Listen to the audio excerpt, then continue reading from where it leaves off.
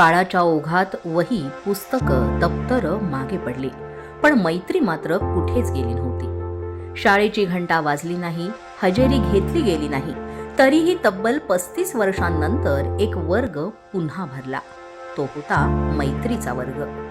Campus शाळेतील माजी विद्यार्थी विद्यार्थिनी पुन्हा एकत्र आले आणि क्षणातच काळ थेट शालेय जीवनात घेऊन गेला. कुणी इंजिनियर, कुणी उद्योजक, कुणी शिक्षक, तर कुणी समाजसेवक. आज वेगवेगळ्या क्षेत्रात स्थिरावलेले हे चेहरे पुन्हा एकमेकांसमोर उभे ठाकले.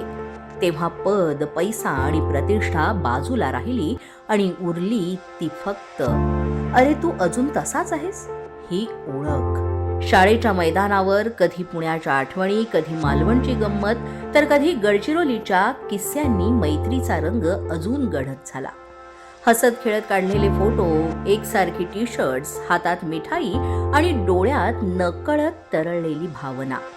कारण काही क्षणांसाठी 35 वर्षांचा काळ थांबला होता. या स्नेहमेळाव्याच्या निमित्तानं माजी विद्यार्थ्यांनी एकमेकांचा 50वा वाढदिवस केक कापून साजरा केला आणि आकाशात फुगे सोडत मनातल्या आठवणी मोकळ्या केल्या. शेरो शायरी, गप्पा, शाळेतील खोड्या, शिक्षकांच्या आठवणी आणि तो बाग, तो डबा, ती बेल या सगळ्यांनी या मेळाव्याला वेगळाच रंग दिला.